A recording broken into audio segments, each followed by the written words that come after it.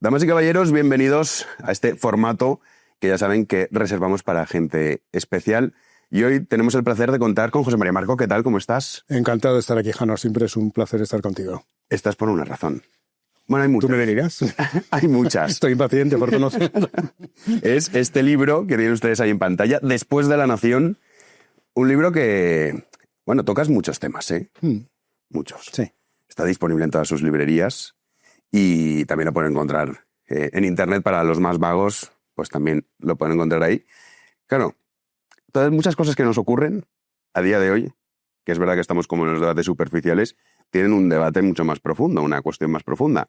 La cuestión de la nación, sin duda, es una de ellas. Sin duda, sí. ¿Qué es una nación, José María? Pues mira, eso es un concepto que discutido a lo largo de mucho tiempo, ¿no? Y no solo por nuestro eximio expresidente del gobierno, ¿no? La pregunta incluso se hizo con un teórico, un pensador francés, escribió un panfleto, bueno, un libro, un ensayito que se llamaba así, que es una nación, ¿no?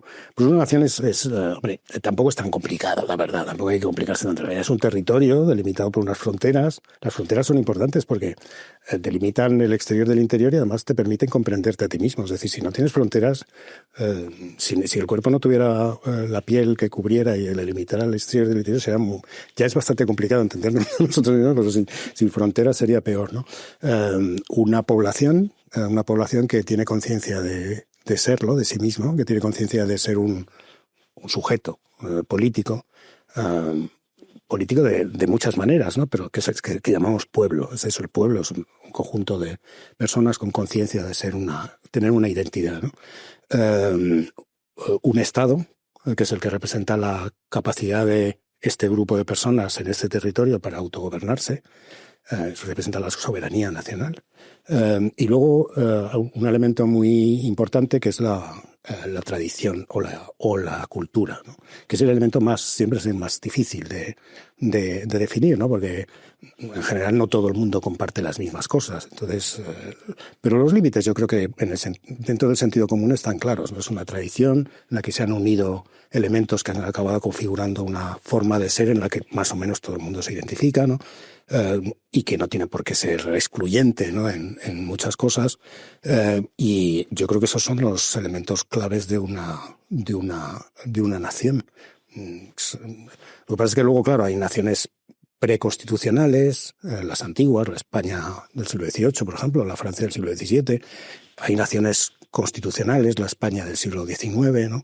Y la articulación de las dos a veces ha sido complicada, ¿no? Pero yo creo que a lo largo de la historia se ha logrado muchas veces conseguir un equilibrio. Yo solo con esto nos da para abrir muchos temas.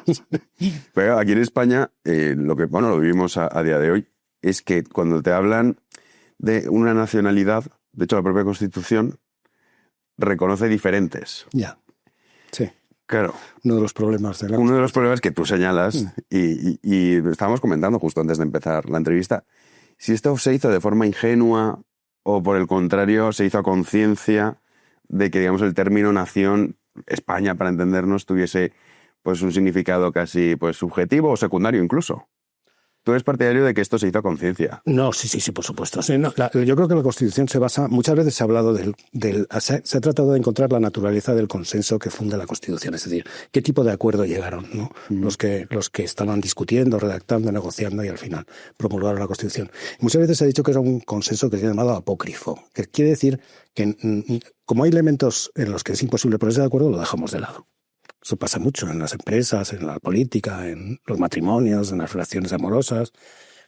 Suele acabar mal, porque claro, lo reprimido vuelve.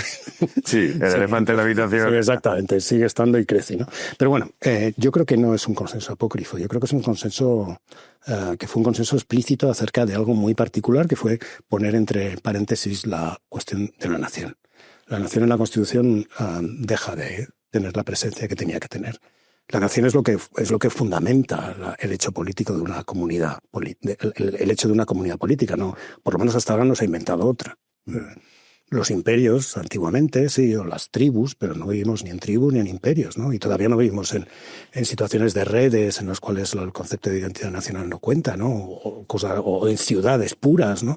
Vivimos en naciones, sí. Entonces había que haber pensado un poco, bueno, un poco, ¿no? Había que haber pensado de verdad el término nación, pero como resultaba problemático por muchas cosas, pues se apartó. Entonces se constituye un edificio político y una constitución en la cual la nación no está. Está en el artículo 2, que es un artículo muy particular, muy enrevesado, muy complicado, en el cual se dice que la nación es la patria indisoluble, como si hubiera patrias insolubles o solubles, una cosa rarísima. Bueno, total, que ese artículo yo lo identifico como si fuera una pista que dan para que no nos tomemos demasiado en serio ese artículo. No hay que tomárselo muy en serio. Gregorio Pérez Vara dijo que lo habían puesto para satisfacer al búnker militar de la época. Y te da la medida del asunto. Entonces, en el resto de la Constitución, la nación deja de aparecer.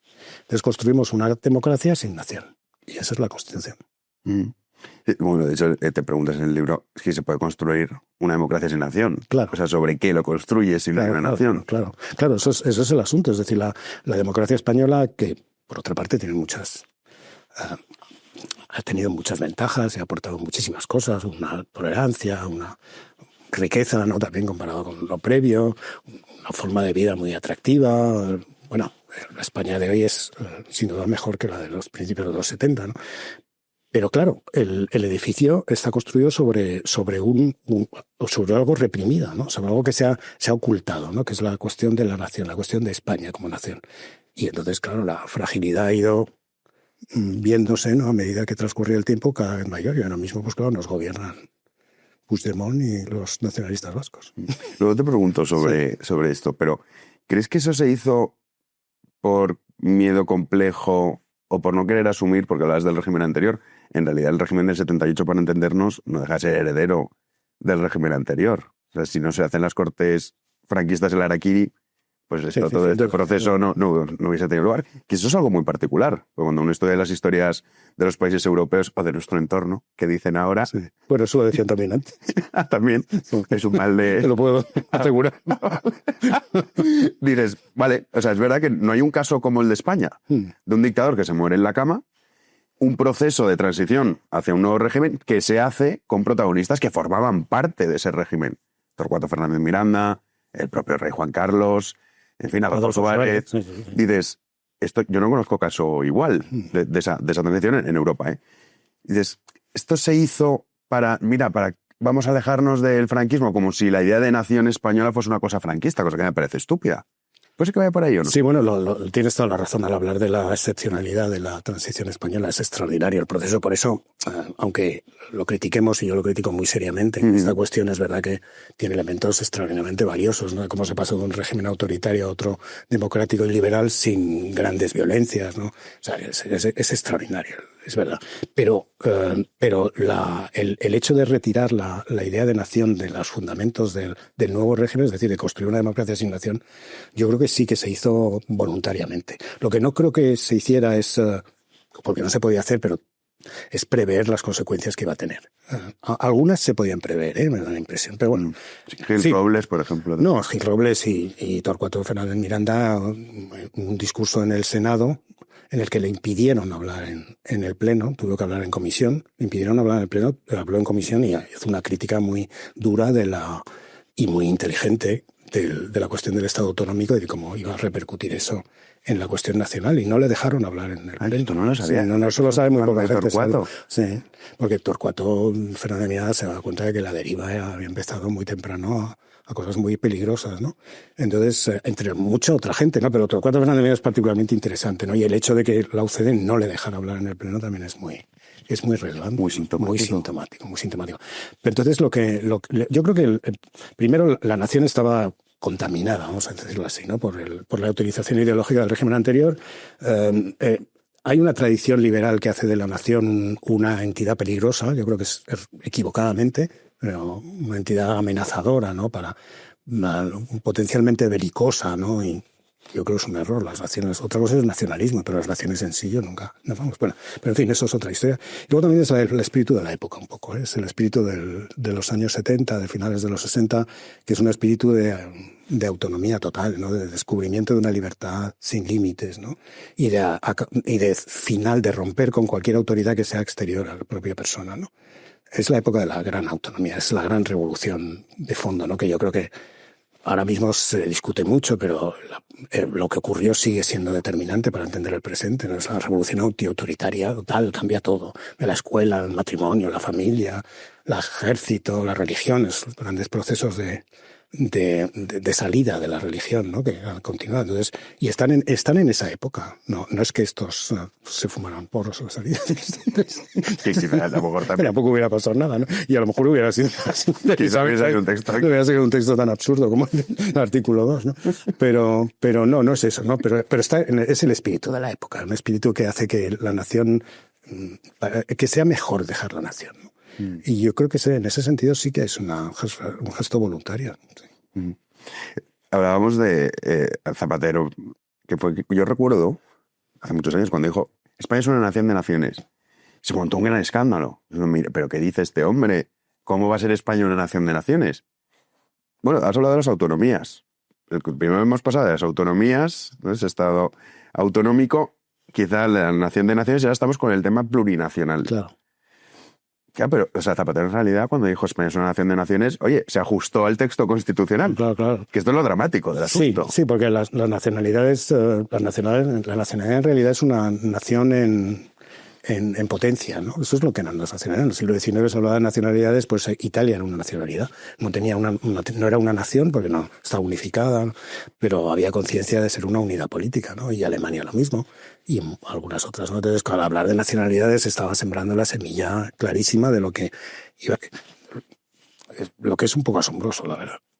Es un poco asombroso, porque se construye un sistema en el que se va hacia las autonomías, ya están incorporadas, todo el mundo hablaba de autonomía en la época, que es un sistema en cierto sentido federal, ¿no?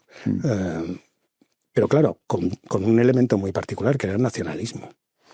Que no es un elemento cualquiera. Entonces, no se puede construir una España federal que ya es complicada de por sí, porque supone romper la unidad y volver a construirla, ya de por sí es un proceso muy complicado, como se vio en la Primera República, pero y también con el añadido de dos grupos, ¿no? Y varios partidos que quieren construir una nación, que no están dispuestos y lo dijeron y lo sabían, ¿no? Entonces la construcción, claro, es un poco absurda, ¿no? Y Zapatero con lo de Nación de Naciones, pues sacó las consecuencias de lo que había ocurrido. España efectivamente era una nación compuesta de naciones. Otra cosa es que, a ver cómo se come eso. Claro. Pero a Zapatero eso no le importa. No le importa en absoluto. Pero sí, el libro describe cómo pasamos de la patria de Franco, ¿no? De la dictadura, al Estado de las Autonomías, a la Nación de Naciones, a la España plurinacional de hoy. Sí. Bueno, el libro es muy crítico con, digamos, la Constitución. O sea, sí, sobre todo en este punto. Sí, o sea, bueno, crítico, demoledor. Es que, al final, yo creo que pasa, no sé si tienes esta percepción, que muchas veces cuando haces una crítica a la Constitución, yo estoy totalmente de acuerdo con la tesis del libro, como escuchamos en el sector, que puede decir patriótico, por decir algo, que está todo el día hablando de la Constitución, no, pero es que esto incumple la Constitución, se ha creado como una especie de que la Constitución hay que venerarla sí o sí. Igual que puedes decir, oye, no, pues mira, hay cosas positivas, como las que tú has estado señalando, pero eso no implica que esto sea una obra perfecta. Es más, es una obra muy imperfecta. Y quizá hacía falta que llegase un Zapatero, que llegase un continuista como Rajoy y ahora un Sánchez, para darnos cuenta de la imperfección de la Constitución. Sí, probablemente sí, y nos hemos dado cuenta unos cuantos, me parece, ¿no? Muchos que hay muchos que no se dan cuenta y otros que no quieren darse cuenta, ¿no? Yo creo que sí, es que claro, pensarlo y formularlo, y en términos políticos todavía es más serio el asunto, significa decir que lo que está ocurriendo es consecuencia de la Constitución. Es decir, que ni el nacionalismo, ni los separatismos, ni todo lo que se deriva de ahí, ni siquiera creo yo, incluso la violencia política, pero bueno, ese tema es más complicado, son ajenos al sistema constitucional. Es decir, las derivas nacionalistas no son una excrecencia accidental del sistema. El nacionalismo está inscrito en la médula misma del asunto. No es concebible la España constitucional sin los nacionalismos. Y yo creo que es incluso la España constitucional, si nos tomamos en serio lo de la paréntesis de en la España constitucional caben los nacionalistas, los secesionistas, los protonacionalistas, los regionalistas, los autonomistas, los constitucionalistas, que son los que ponen entre paréntesis, siguen con la tradición. Pero lo que no caben son los españoles conscientes de serlo y que quieren articular políticamente una comunidad en función de su españolidad. Es que hemos llegado a eso, estamos en eso. Y es en lo que estábamos. Lo que pasa es que, claro, ha tardado en revelarse el asunto, ¿no? Yo lo dije hace mucho tiempo, la verdad. O sea, no te lo voy a decir. Sí, además, porque es que, claro, en un libro del año 14 sobre que se llamaba Sueño y Destrucción de España, el análisis era más de fondo y era más complicado, ¿no? Pero estaba hablado de esto. Es que había elementos suficientes, incluso antes de que Zapatero dijera lo de la nación de naciones, o qué es una nación, y que dijera que es un concepto discutido y discutible, para entender que la cosa iba por donde iba. Lo que no se podía prever es que después de una rebelión como la catalana del año 17, el Estado se rindiera como se ha rendido. Es decir, que el éxito de los secesionistas fuera total, porque es total, han ganado en todo. Y luego también los proetarras. Y los proetarras. Tienen parte... Los proetarras, es que los proetarras es tan sangriento el asunto que casi es doloroso hablar de ello, ¿no? Porque es que, claro, los etarras mataban a la gente por ser españoles, es decir, pero sin retórica. Quiero decir, querían destruir el lazo que nos une a todos, ¿no? El lazo profundo, el radical, ¿no? El que es la base de la convivencia. Los españoles durante mucho tiempo, como no existía la nación, no tenían elementos para oponerse a ellos. Acuérdate de la manifestación cuando el asesinato de Miguel Ángel Blanco. No había banderas españolas, no había símbolos nacionales, había manos blancas, que es un elemento alucinante, es extraordinario eso, ¿no? Es como si les hubieran retirado a los españoles la capacidad de tener una respuesta política a aquello que les atacaba en lo que constituye el fondo de su propia convivencia, ¿no? De su propia realidad política, ¿no? Y los dejaban sin defensa. Este es el lado más oscuro y más siniestro de todo, más tétrico, ¿no? Porque, claro, ahí podríamos llegar a apuntar que la violencia política tampoco está ajena a la España constitucional, como pensábamos. Aquí hay una cosa, cuando hablamos de las autonomías, de cómo pues el final del camino no es porque todavía no hemos llegado, pero estamos ya cada vez más cerca, ¿no? De cómo cada autonomía, incluso los ciudadanos... O sea, a ver, voy a replantear la pregunta. O sea, una nación se vertebra en que los distintos se ven reconocidos en ciertos símbolos, ya sea o en ciertas ideas o en ciertas formas de ser. Yo soy español, luego pues tú seas de izquierdas, de derechas, vivirás donde vivirás, tendrás algún apunte distinto al mío, pero claro, es que aquí también hemos considerado que es una diferencia cultural los platos de comida. Y dices, hombre, pero ¿cómo va a hacer que eso sea una...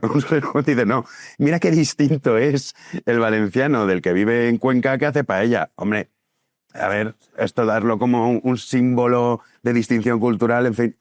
Y dices, claro, si tú no vertebras esa nación en estas cuestiones, ¿qué te queda? O sea, al final lo lógico es un poco lo que estamos viendo, ¿no? Que al final todo. Cada comunidad autónoma, con la excepción de Madrid, que es verdad que afortunadamente en la Comunidad de Madrid, tú dices, oye, ¿cuál es el himno de la Comunidad de Madrid? Yo no me lo sé. ¿Tú lo sabes? Por supuesto que no. Por supuesto, claro. Claro, pero yo que soy valenciano, me sé perfectamente el himno de la Comunidad Valenciana. ¿Os lo sabéis? La historia... Sí, en el colegio te lo enseñan. La historia de la señera, verdad que es muy bonito. Yeah. Entonces, pero fíjate, con el himno de la Comunidad Valenciana, que estos partidos como Compromís, partidarios de los països catalans, ellos les molestaba que en el himno está la famosa frase «pero a frenar no ves glorias a España». Y decían, jamás conseguiremos que la gente deje de sentirse española porque en el himno está la palabra España. Y se debatió quitarlo, modificarlo. Claro. No, es que hay uno que del siglo no sé cuántos que no dice esto, que es distinto, tal... Y tenían la intención de hacerlo, claro, no se atrevieron, pero seguramente si hubiesen gobernado 15, 20 años, en 30 años ya el himno dejaría de tener la palabra España. Claro. Pero fíjate qué fuerte que simplemente la palabra España incluida en un himno, digamos, imposibilita todo ese proceso de destrucción. Pero a pesar de ello, en la Comunidad Valenciana, pues sí que hay estos sentimientos de el idioma valenciano, de soy valenciano, o también lo que dicen mucho en Cataluña, soy catalán y español. Claro, es que... O sea, esto como, ¿qué hacemos, José María? Pues hombre, bueno, al haber retirado la nación, es que lo que no comprendieron, lo que no vieron es que, pero que yo creo que tampoco era tan difícil de ver, es que al retirar la nación, es decir, una mínima base, ¿no? Para la convivencia política, daban pie a los nacionalismos, a toda clase de particularismos, es decir, daban pie a eso. Es decir, cuando se retiran los elementos grandes que permiten la convivencia en libertad y la tolerancia, lo que vas a lanzar a la gente es a la creación de identidades de todo tipo, y delirantes. Porque ya ves tú, la andaluza, ¿no? Es decir, sí, lo que has dicho antes de los platos de comida, yo creo que los países como España, que tienen una larga historia tan larga, son muy homogéneos en muchos sentidos. Es decir, es verdad que se hablan idiomas distintos y que se comen cosas diferentes, pero la homogeneidad es asombrosa. Es decir, la sensibilidad de un gallego y la sensibilidad de un valenciano es verdad que cambian muchos fenómenos, ¿no? Pero en el fondo es increíble lo fuerte que es el matiz de la raza, ¿no? Por utilizar las palabras famosas, ¿no? Entonces, claro, pero lo que pasa es que al retirar lo que nos une, pues surgen elementos de toda clase. Y como además hemos vivido, en términos muy generales, un periodo en el que se han retirado, no solo en España, elementos de convivencia grandes y se ha propiciado el nacimiento de identidades, de microidentidades, ¿no? Entre otras cosas porque al retirar los grandes elementos que unen a la gente, le provocas una angustia bastante terrible. Entonces, la gente se va a lanzar a identificarse con cosas absurdas, ¿no? De género, de toda clase de cosas que no tienen sentido en sí, ¿no? Tienen sentido en cuanto amplían la capacidad del individuo para ser más feliz, pero no como elemento político. Pero se ha hecho eso, se ha propiciado eso. Entonces, una cosa... Es posible que...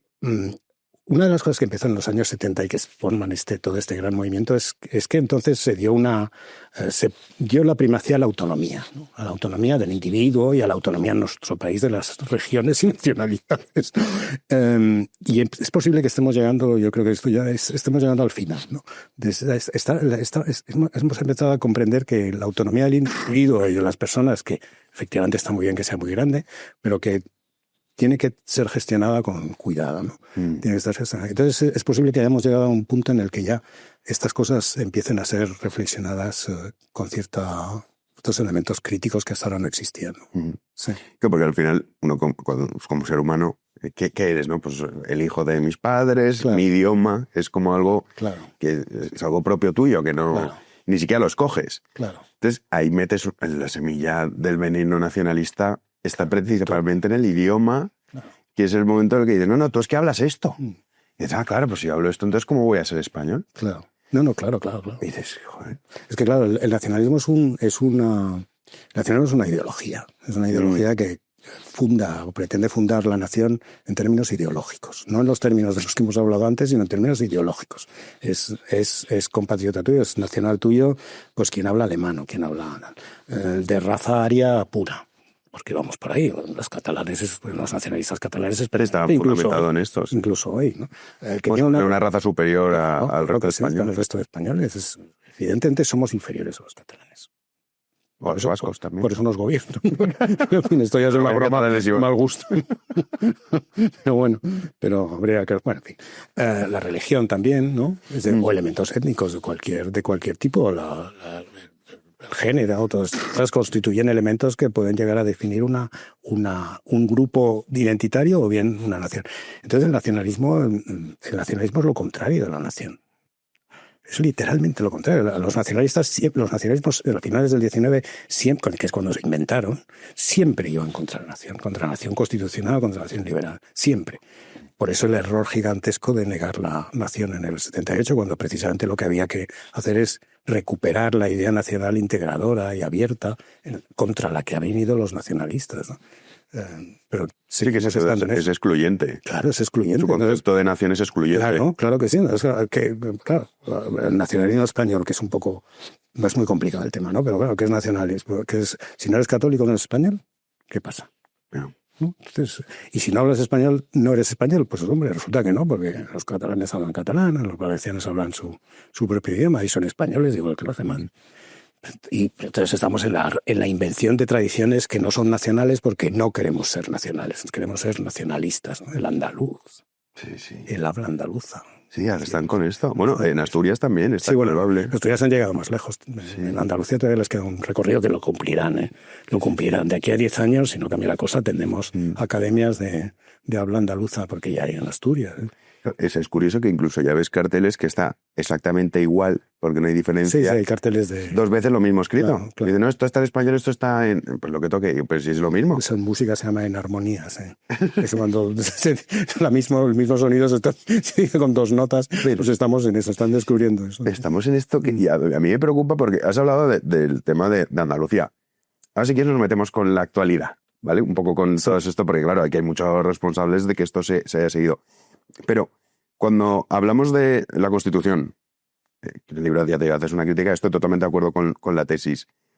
¿Crees que sería necesario que se empezase a ser consciente por parte de esos españoles que vemos, yo lo reconozco, en fin, te diría asombrado, ahora ya es difícil, alarmado, no sé, digo, esto no me creo lo que está pasando, ¿no? Sí. Decir, oye, esto hay que reformarlo cuanto antes. Urge una reforma constitucional. Claro, luego ves cómo está conformado el Congreso de los Diputados y quizá dices, bueno, no sé. Sí, bueno, yo creo que, bueno, si quieres se puede empezar una reforma constitucional. Bueno, habría que ser. Yo creo que la generación que viene, que en parte es la tuya, y luego gente que todavía está en la universidad, es la que le va a caer la redacción de una nueva constitución. Yo no creo que sea posible ya reformar esto. No, entonces, basta, ya de hecho lo dices. Entonces, no. Empezar de cero. Empezar de cero, pero empezar sabiendo lo que ha pasado, ¿no? Y conociendo. Claro, claro, empezar de cero, efectivamente. Sí, entonces yo veo muy difícil la reforma de la Constitución porque no veo cómo se puede reformar la Constitución y al mismo tiempo no cambiar todo lo que ha generado la Constitución. Es decir, ya sean... Es verdad que eso hace completamente inverosímil o muy difícil este planteamiento, ¿no? Lo sé. Bueno, pero es un planteamiento que por lo menos se debe plantear para que se debe poner encima de la mesa para reflexionar acerca de lo que queremos después. Y luego a lo mejor se pueden encontrar planteamientos menos globales, ¿no? Pero hay que empezar a preguntarse sobre qué quiere decir ser español. O sea, no creo que haya que ir directamente a qué es lo que queremos centralizarnos, sino antes de eso hay que reflexionar sobre qué España queremos y negociar porque van a surgir varias ideas que no se debatieron durante la transición y ahora sí van a surgir varias ideas. Bueno, pues ponerlas encima de la mesa y discutir. Entonces, y discutir con sinceridad, no como se hizo en esos momentos. Y a partir de ahí, pues empezar a elaborar una idea de España que sea aceptable por una mayoría muy grande de españoles. Y luego ya vendrá el hecho de articular un nuevo texto constitucional. Claro que a la velocidad que van las cosas, todo esto parece una cosa platónica. Bueno, o quizá no, pero todo va rápido, tanto la degradación como incluso las cosas buenas. O sea, esto nunca sabes cuándo se puede dar el banazo. Pero tú crees que este régimen está abocado al fracaso. Bueno, yo creo que ya ha fracasado. Bueno, me refiero que va a ser insostenible, que va a llegar a un punto en el que se va a romper. Sí, no. Ha llegado demasiado lejos en cuanto el nacionalismo ha llegado demasiado lejos. El hecho de afirmar que Cataluña es una nación o que el País Vasco es una nación parece un poco injusto, sobre todo en Cataluña por la población catalana que no se siente nacionalista, que es muy importante. Sí, casi la mitad. Entonces, decir esto parece casi un insulto, ¿no?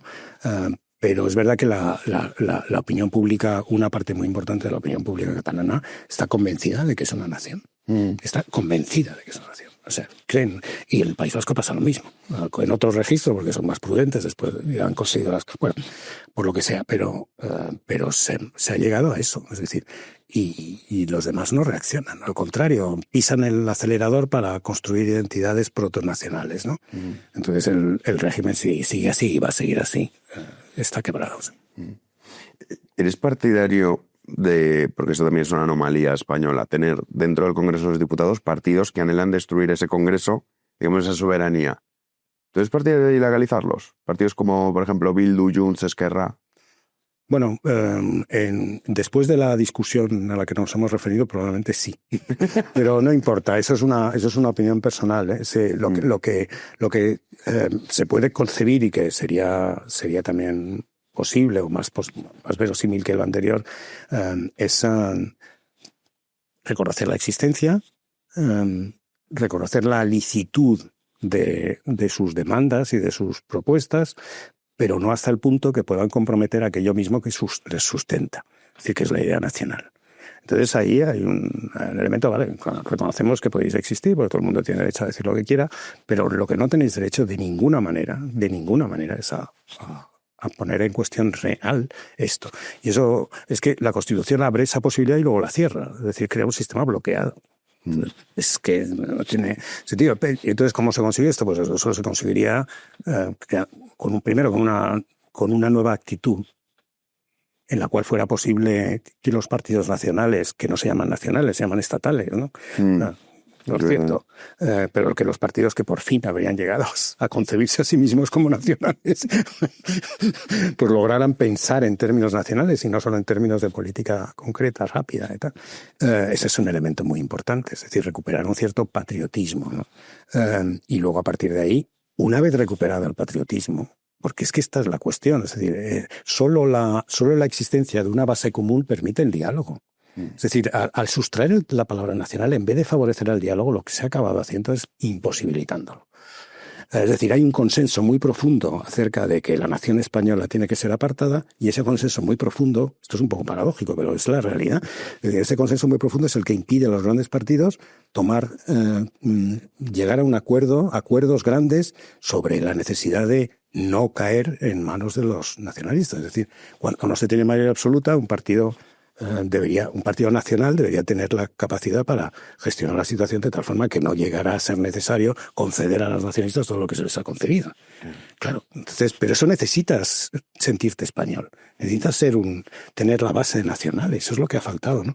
Entonces, yo creo que por ahí deberían ir las cosas, ¿no? Hablas de la Constitución, dice una vez la contraria. Y luego dicen, bueno, en última instancia esto lo va a determinar ¿quién? ¿El Tribunal Constitucional? Claro, pero eso es otra. Eso es una cuestión. Pero eso es que es una cuestión muy interesante. Hombre, es súper interesante. Muy interesante en términos, pero es más interesante. Es muy interesante. Exactamente, es lo que nos está pasando. Pero es muy interesante porque el árbitro de un régimen como este, aunque con poderes muy limitados, pero al último era el rey, como lo es el presidente de la República en Italia, el presidente de Portugal, que son figuras que tienen un poder limitado, pero que tienen la capacidad de arbitrar ciertas cosas. Y cuando las cosas llegan a ciertos límites, se les reconoce la capacidad de convocar elecciones, acabar con el Parlamento. En España no llegamos a ese punto, pero al rey se le reconoce un campo de un margen, ¿no? Y la figura que servía o que estaba destinada a servir de árbitro era el monarca, en una tradición muy, muy propiamente española, que es la tradición liberal doctrinaria española de Cánovas, es una gran tradición, ¿no? Aparte de que se reconocía la importancia del rey en la transición, ¿no? Pero tienen una trayectoria. Pero claro, como el rey se lo ha neutralizado, y como siempre hace falta un árbitro, el árbitro, en buena teoría federal, por cierto, han acabado siendo los jueces y más precisamente el Tribunal Constitucional, es decir, el Conde Pumpido juega el papel de jefe de Estado. Es literal, es decir, hay que tomárselo en serio. El presidente del Tribunal Constitucional juega el papel de árbitro y como además en vista de los bloqueos políticos tan enormes que se han producido en España, todo se ha trasladado a lo judicial, que los jueces yo no sé cómo han aceptado ese papel, la verdad. Yo si hubiera sido juez, los ingleses y los norteamericanos muchas veces dicen, no, mira, esto corresponde a los políticos, esto corresponde a los otros, no nos corresponde a mí. Pero los jueces españoles se lanzan con una alegría extraordinaria a hacer política, ¿no? Entonces es nuestro papel. Pero lo que ha acabado el sistema es precisamente en que el Tribunal Constitucional sea el árbitro de todo el sistema político. Es una tendencia en general, ¿eh? Hace 20 años no se hablaba de tribunales constitucionales en ningún sitio, excepto en Estados Unidos, porque siempre ha tenido un papel muy particular en en las diferencias entre estados y la administración central, ¿no? Pero excepto en el caso de Estados Unidos, e incluso tampoco con la importancia que tiene ahora, se ha obligado tanto. Esto es muy propio de la realidad actual, ¿no? O sea, que no somos tampoco tan extraordinariamente raros, ¿no? Pero claro, el caso de que el presidente del Tribunal Constitucional sustituya a la figura del jefe de Estado sí que es una excepción. Y eso es una cosa... te da la medida de los fallos de la Constitución. Sí. Sí, esto es una cuestión que yo lo confieso, o sea, no la actualidad, ¿no? O sea, ligándolo todo, porque al final es que, o sea, en el libro, cuando ustedes lo lean, es que es, vamos, dices, bueno, esto viene de hace muchos años, me da igual. O sea, es que es vigencia pura para entender perfectamente lo que nos está ocurriendo.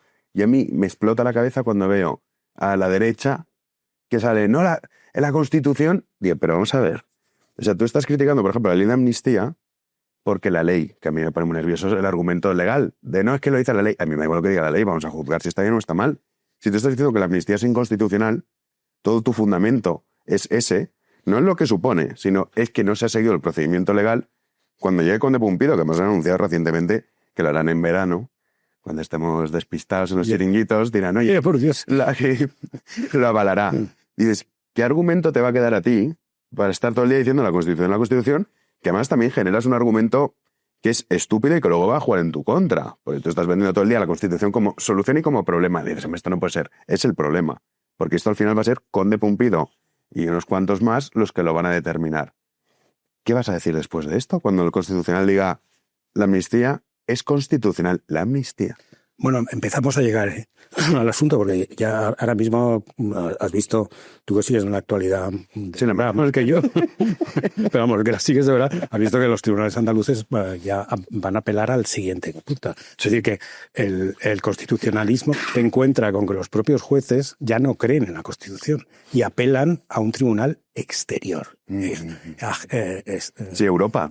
Sí, la Audiencia Provincial de Sevilla ha dicho, no, vamos a preguntar a Europa esto que está haciendo usted el tribunal. Pero eso supongo que son conscientes de lo que quiere decir. Y lo que quiere decir es que el sistema judicial, que en teoría debía haber garantizado, neutralizado ciertos elementos ajenos, no ha funcionado.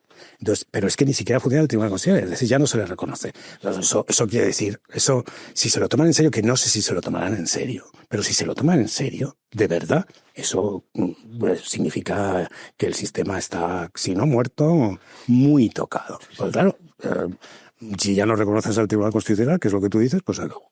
Entonces, claro, en ese punto los llamamientos al constitucionalismo a mí me parecen casi patéticos, ¿no?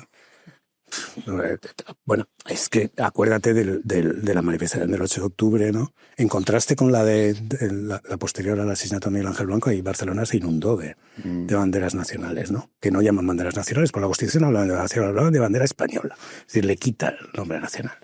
Bueno, entonces en el de banderas españolas y nacionales, pero en la tribuna había gente que no le gusta la nación. Vargas Llosa es un antinacional, es un gran liberal y un gran escritor, sin duda alguna, pero sigue la tradición de que la nación es muy peligrosa. Es decir, y neutralizaron, literalmente neutralizaron la demanda de España que se estaba expresando en las calles de Barcelona. La neutralizaron. Y entonces ya no son solo inocentes, corderitos, ¿no?, que hablan de constitucionalismo y tal. No. Vamos a ver, la responsabilidad de lo que está pasando, ¿no?, en una parte muy sensible, sobre todo de 10 años para acá, es también de los constitucionalistas. No es de todo el mundo. No. Los constitucionalistas han aceptado defender un texto legal y no la nación española, porque la nación española es identitaria, ¿no? Y las cuestiones identitarias no nos gustan, ¿no? Entonces, si no nos gusta la nación española, pues la nación española pues acabará gustándote la nación catalana, porque... Yeah, algún sitio tiene que cumplir, claro. Claro, algún sitio es que no puedes anular la identidad de la gente, no puedes decir a la gente que no es nada. Claro. No es nada. La identidad en la política es muy importante, como en la vida misma, ¿no? Y no se puede anular a la gente, decirle, no, ahora sois ciudadanos libres e iguales, ¿no? ¿Libres e iguales de qué? ¿Libres de qué? ¿Iguales de qué? Sí. ¿No? Claro, como vas a la guerra por defender ser unos ciudadanos libres iguales, hombre, pues es más complicado de vender. No, claro que no. Por defender España. No, vas a la guerra para defender tu país. Claro. Vas a la guerra vas a la guerra por lo que significan los símbolos nacionales, aunque sea parece una tontería, pero los símbolos nacionales, sí. Los símbolos nacionales representan lo mejor de nosotros mismos. Es que es literal, es decir, por eso nos emocionan cuando suenan. No nos emocionan porque nos identificamos con los reyes católicos y con el cardenal Cisneros, ¿no? Estaría bien, porque eso siempre viene bien, ¿no? Y muy bien, pero no nos identificamos por eso, nos identificamos porque representan lo mejor de nosotros mismos. Aquello que los españoles han hecho de forma altruista para los demás, para su país, ¿no? Eso es lo que significan los himnos. Entonces, claro, si los suprimes, pues has suprimido lo mejor. Y la gente va a la guerra con los símbolos nacionales por delante por eso, porque representan eso. No representan solo la Constitución, que es muy importante, pero no. Representan ese fondo en el que se une la tradición, el pasado, la convivencia y una ética muy sublimada y al mismo tiempo muy fácil de comprender por la gente, muy al alcance de todos, muy popular. Sí. Sí, porque además no se vertebra en la mayoría de naciones. Claro. Hay excepciones, nosotros desgraciadamente somos una de ellas. Claro. Que al final hay ciertos lugares de España que ya no sé si te pasa que cuando estás, a ti la sensación, no igual, porque no es igual, como si fueras una especie de extranjero. Y es coño, no me siento en España. O sea, uno va a Albacete, a Toledo y dices, bueno, sí, o a León. A lo mejor vas a ciertas zonas de Cataluña, a ciertas zonas del País Vasco y ya tienes una sensación de... No sé, no me siento en casa, para entendernos. Sí, eso está pasando, sí. Por desgracia. Cosa dramática. Y luego hablábamos de culpables. Ya hemos dicho, la solución es empezar de cero. Esto hay que volver a empezar. Pero es verdad que hablabas, por ejemplo, de Andalucía, en toda esta degradación se ha sumado, o podemos decir, ese coqueteo que siempre ha tenido el Partido Socialista con los nacionalistas a lo largo de su historia, porque algunos se sorprenden ahora y dicen, bueno, a ver, esto lo han hecho, siempre que han tenido oportunidad, lo han hecho. Pero también se suma el principal partido de España, aunque no gobierne, es el Partido Popular. Dices, Juanma Moreno, con el rollo este de Andalucía y todo el día con la cuestión andaluza, oye, es del Partido Popular. En la Comunidad Valenciana, yo recuerdo cuando empezaron a imponer el valenciano en los colegios, a mí afortunadamente no me pilló. O sea, yo tenía solo la asignatura de valenciano, pero mi hermano pequeño, y él ya tenía que estudiar Historia de España en valenciano, Ciencias Naturales en valenciano y ciertas asignaturas. Esto lo impuso el Partido Popular. En la cuestión en Baleares también tenemos lo mismo. Y es claro, al final estamos como en una situación que parece pues que el problema no es solo uno, sino que el que a priori va a solucionarlo forma parte del problema. Sí, sin duda, sí. Sí, hemos llegado a esa conclusión, sí. El Partido Popular, bueno, el antecedente del Partido Popular, que es Alianza Popular, que todo el mundo considera que era más de derechas, ¿no?, que el Partido Popular, pero y seguramente es verdad que Aznar corrió la cosa, ¿no?, la cambió, pero es el que aceptó la desaparición del término nación. Es decir, no fue... al Partido Popular le pasa por una parte lo mismo que le pasó a toda la derecha europea en los años 70, y es que perdió la memoria. Dejó de considerarse un partido histórico. Falta en todas partes. Menos en Francia, menos en Inglaterra, en Gran Bretaña con Margaret Thatcher, que es un caso muy particular, y en Estados Unidos con Ronald Reagan, ¿no?, que son dos casos, pero en el resto pues pasa de De Gaulle a Giscard d'Estaing, es decir, de la historia puesta encima de la mesa continuamente. Desayunamos con Juana de Arco, porque no podemos desayunar nada más que con Juana de Arco, a desayunar con nada, o sea, nada, absolutamente nada. La derecha se volvió amnésica, y en España igual. Es decir, Alfonso Reyes tiene muchísimas virtudes, muchísimas, pero ingentes, y le debemos muchísimo, pero también le debemos eso, es decir, la desaparición de la presencia histórica de lo español en la política. Y eso es asombroso, ¿no? Eso lo compartimos. Y luego, además, está la otra parte, y es que el Partido Popular aceptó la constitución de un Estado la formación, vamos a hablar mejor, la formación de un Estado de las autonomías, sustituyendo a la nación, y con eso se mimetiza con el Estado de las autonomías. Date cuenta que, bueno, esto no hace falta que te lo diga, pero bueno, pero es así. Los partidos políticos no existían antes de la formación del Estado de las autonomías. Los partidos españoles, excepto Vox y los que han venido después, que se han quedado todavía en la marginalidad, son partidos que se han creado con el Estado de las autonomías y se mimetizan con él. Es decir, son partidos autonomistas por naturaleza, por esencia. No tienen otra configuración de otro tipo previa, ¿no? Entonces, claro, no se pueden pensar a sí mismos de otra forma, ¿no? El PSOE tiene otra relación con los nacionalistas porque se desenvuelve con muchísima falta de escrúpulos, vamos a decirlo así, ante los nacionalistas no le importa negociar con quién, pero el PP o el Partido Popular no tiene la capacidad de elaborar un proyecto nacional. No hay un proyecto nacional por parte del PP. No existe. No existe, ¿no? Le preguntas, ¿qué España queréis? ¿Qué España quiere? Señor Feijóo. Pues no sabemos.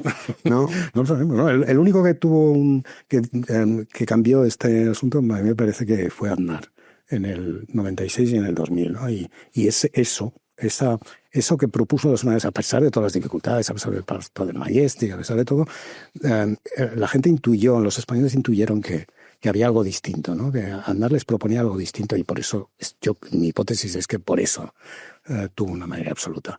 Lo cual es una muy buena lección para ahora. Es decir, que una derecha, para hablar en términos convencionales, ¿no? Para una derecha que sea capaz de ofrecer un proyecto nacional y liberal en términos generales, ¿no? Moderno, ¿no? Pues probablemente tendría un futuro electoral extraordinario. No sé si lo piensas lo mismo, pero a mí me parece bastante evidente que si un partido es capaz de elaborar una propuesta nacional y al mismo tiempo no caer en la tentación de volver a enarbolar banderas de otro tipo, ¿no? Sino ser una derecha moderna, actual, viva, ¿no? En contacto con la gente que coge el metro y que va a las discotecas, ¿no? Y que trabaja por las mañanas en la oficina o en el campo o donde sea, ¿no? O en la obra, ¿no? Esa derecha se arrasaría. Pero es que en función de, claro, en virtud de la historia reciente, de todo lo que es el peso tan enorme que arrastramos, ¿no? Pues son incapaces de hacerlo. Yo no lo sé. Porque yo de esta sociedad no me espero grandes cosas. Sí, bueno, tú eres... Porque también, o sea, hemos hablado mucho de los políticos, de los textos, que al final, bueno, oye, las leyes moldean a las sociedades, esto es así.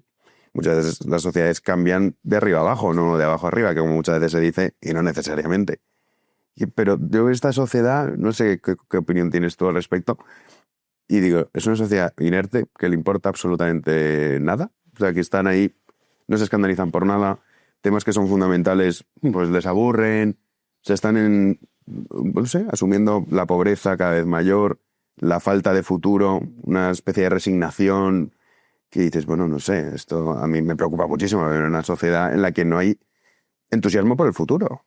O sea, las sociedades viven, la gente de mi generación, como, bueno, pues oye, esto es lo que hay, pues ya está. Y pues me dedico al ocio, ¿no? Esto de la sociedad del espectáculo, y no tengo capacidad de ahorro, no tengo ninguna perspectiva de futuro. Entonces yo de esta sociedad no espero grandes cosas. No sé si tú compartes esta tesis tan negativa. En cierto sentido lo conoces mejor que yo, ¿no? Pero bueno, sí, en cierto sentido sí, ¿no?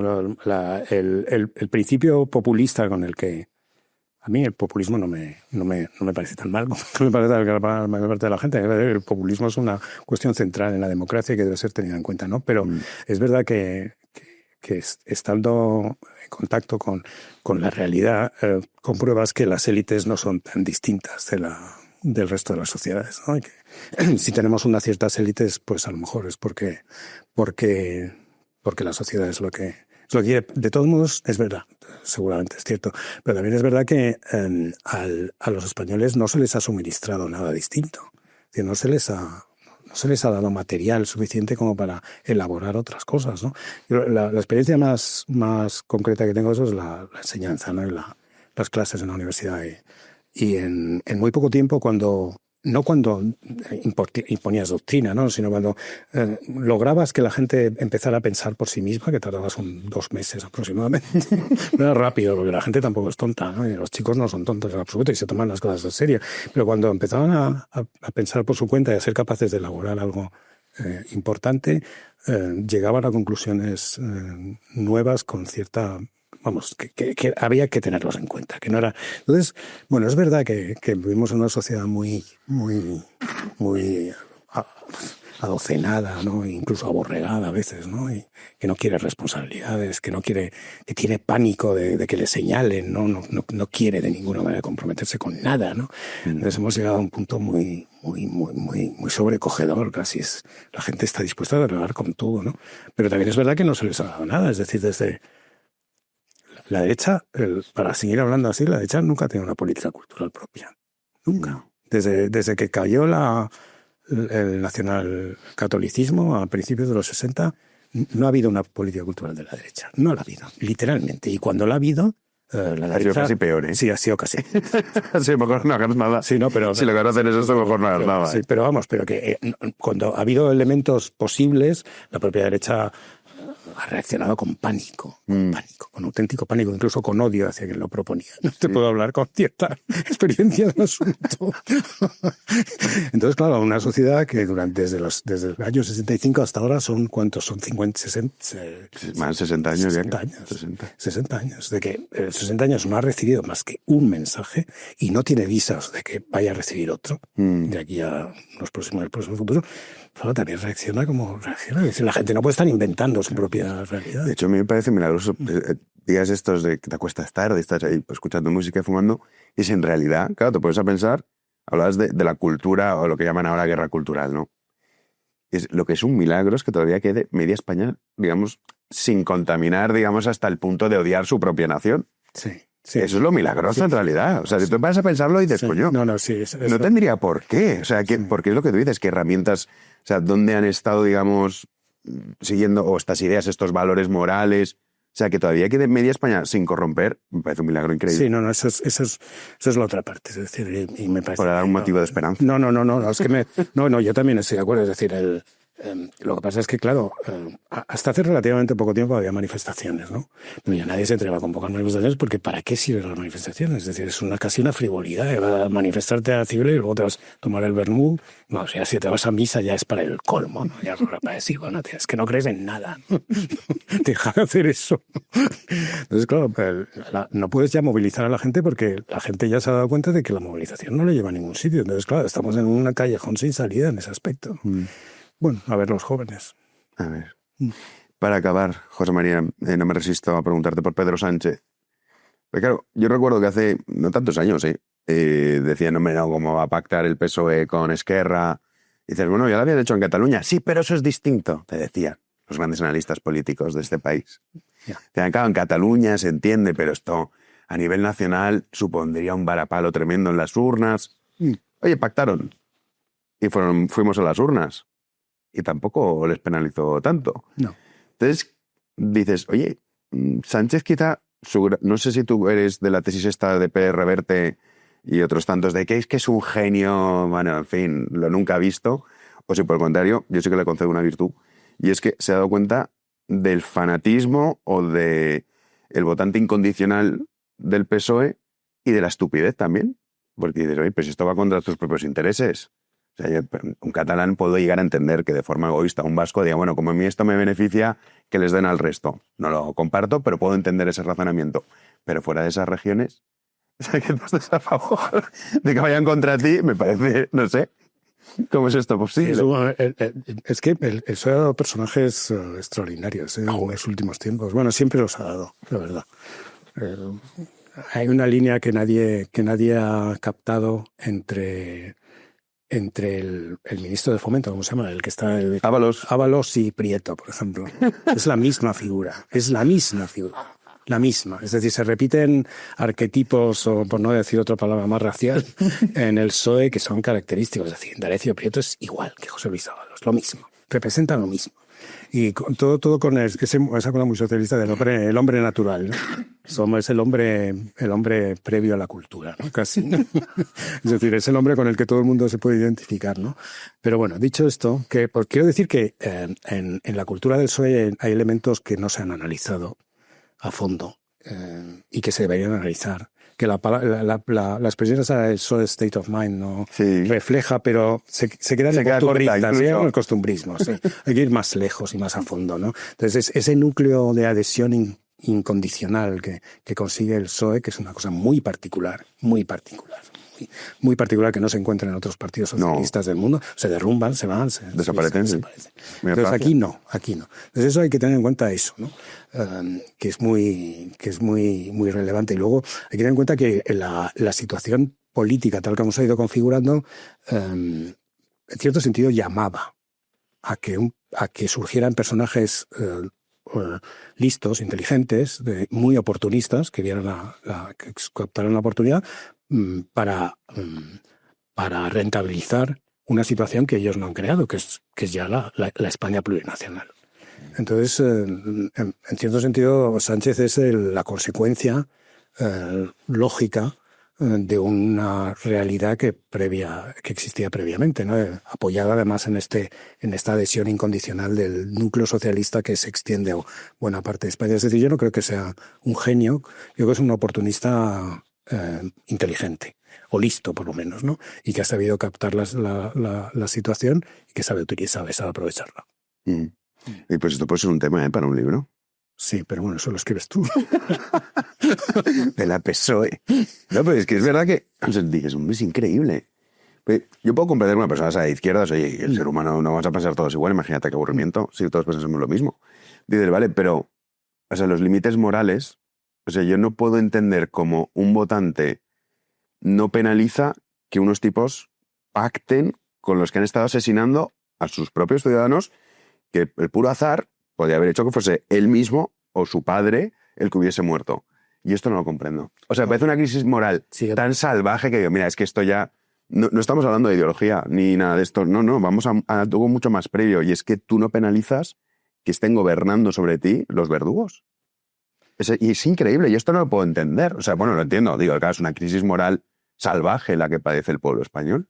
Parte del pueblo español, para ser justos. Bueno, a mí me parece que eso más que del pueblo español ya lo hemos dicho, ¿no? Pero es claro, propio de la mentalidad del PSOE español, ¿no? Que es una mezcla muy curiosa de antiparlamentarismo, antiliberalismo, una especie de construcción obrerista que incorpora elementos propios de una nueva religión, que es la fascinación por el comunismo. Es decir, que se mezclan elementos que son muy españoles y al mismo tiempo muy característicos del principios del siglo XX, ¿no? Y logran cristalizar en algo que no existe en el resto del mundo. No existe. Son inasequibles. Porque se habla mucho de los comunistas, ¿no?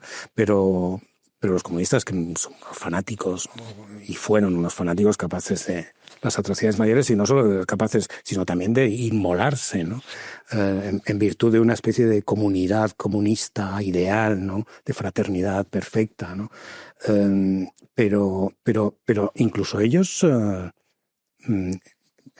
llegan a salirse, es decir, se salen de la...